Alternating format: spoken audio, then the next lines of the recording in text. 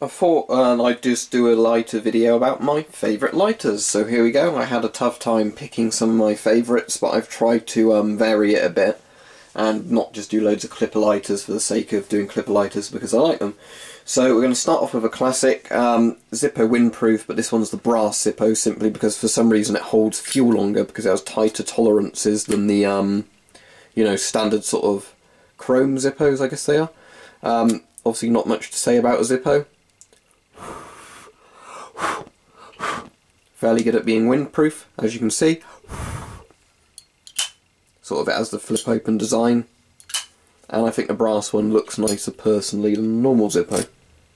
But it's a really great lighter, and obviously deserves to be on the list. Fills up with lighter fluid.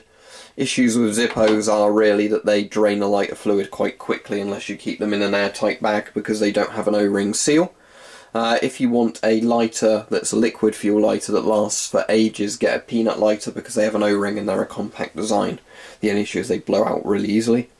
Next is the Imco, another petrol lighter similar to the Zippo. This one strikes upon opening.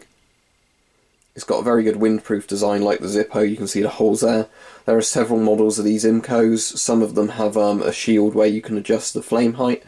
And another great thing of the Imco is if I pull the bottom out, you can use it as a candle.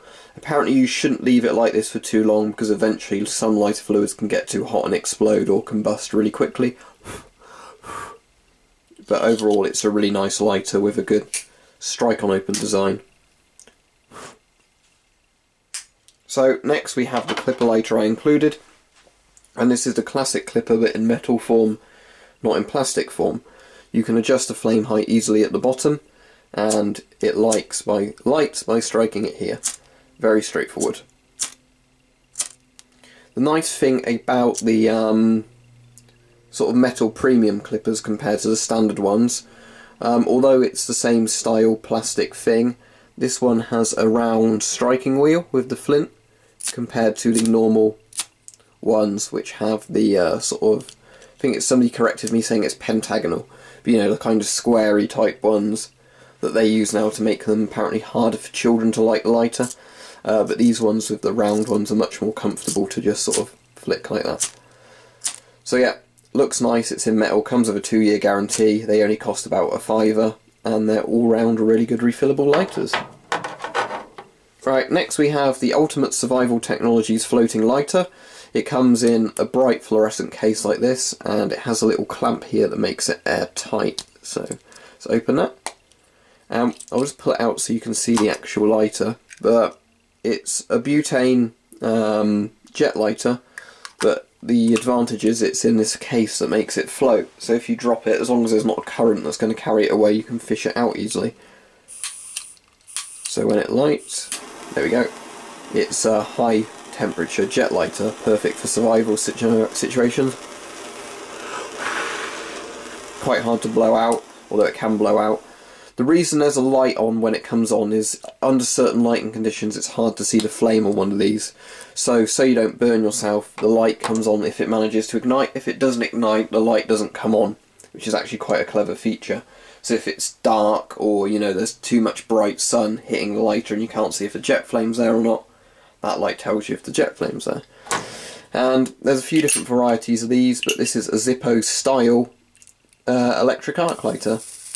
Everybody hates the noise these make, but so what this is, an electric arc lighter, is basically where plasma or electric arc, whatever you want to call it, or ozone, whatever it is, goes between the points, sort of, you know, like with a Tesla coil shooting electricity, and these points are quite small, but the idea is that it's very hot and it ignites stuff very fast if you put it between the points.